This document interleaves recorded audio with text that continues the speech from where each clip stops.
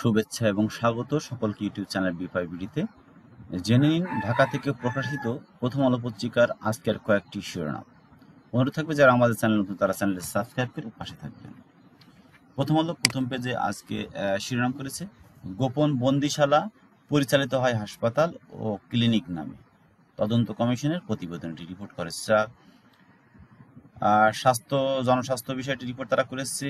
এডিসের প্রকোপ বেড়েছে, ডেঙ্গুর বড় সংক্রমণের সংখ্যা। এছাড়াও জরুরি প্রয়োজন ছাড়া ভারতে না যাওয়ার পরামর্শ।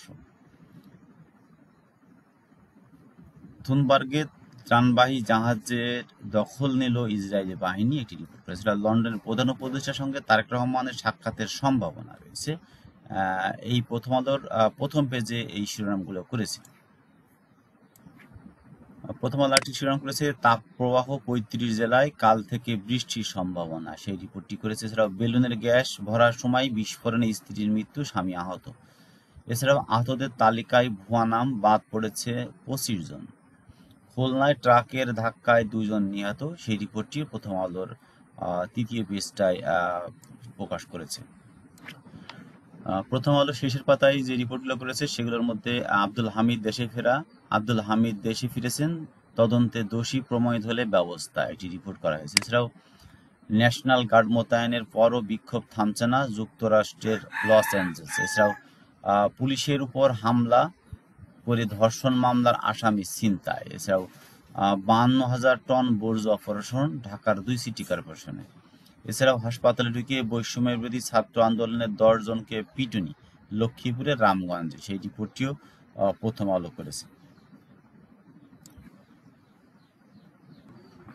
ঈদের ছুটিতে পর্যটকের ঢল, ২ দিনে ৬ জনের মৃত্যু কক্সবাজারের সমুদ্র সৈকত। এছাড়াও কানাডায় নৌ দুর্ঘটনায় মারা গেছেন ব্যবসায়ী আবদুল্লাহিল রাকিব।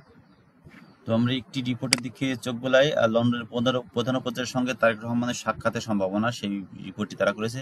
৪ দিনের সরকারি সফরে যুক্তরাষ্ট্রের উদ্দেশ্যে ঢাকা ছেড়েছেন অন্তর্বর্তী সরকারের প্রধান উপদেষ্টা অধ্যাপক মোহাম্মদ ইউনূস। গতকাল সোমবার সন্ধ্যা ৬:৩০টায় প্রধান উপদেষ্টা ও তার সফরসঙ্গীদের বহনকারী এমিরেটস এয়ারলাইন্সের ফ্লাইটটি ঢাকা হযরত শাহজালাল আন্তর্জাতিক বিমানবন্দর ছেড়ে যায়। প্রধান উপদেষ্টার প্রেস উইং থেকে তথ্য জানা গেছে। যার বলা হচ্ছে যে প্রধান উপদেষ্টার সঙ্গে লন্ডনে অবস্থানরত বিএনপির ভারপ্রাপ্ত চেয়ারম্যান তারেক রহমানের সাক্ষাতের সম্ভাবনা রয়েছে। এছাড়া বিএনপির একটি দায়িত্বশীল সূত্র সাক্ষাতের সম্ভাবনার কথা প্রথম আলোকে জানিয়েছে। সূত্র বলছে, সবকিছু ঠিক থাকলে ১৩ই জুন অধ্যাপক মোহাম্মদ ইউনূসের সাথে তারেক রহমানের সাক্ষাৎ হতে পারে। প্রধান উপদেষ্টার প্রেস সচিব শফিকুল আলম গতকাল রোববার বেসরকারি টিভিকে বলেছেন, তারেক রহমান বাংলাদেশের বড় একটি রাজনৈতিক দলের নেতা, তার সঙ্গে লন্ডনে সফরে প্রধান উপদেষ্টার বৈঠক হলে দেশের জন্য পজিটিভ হবে। তো এই ছিল আজকে ঢাকা থেকে প্রকাশিত প্রথম আলো পত্রিকার কয়েকটি প্রধান শিরোনাম।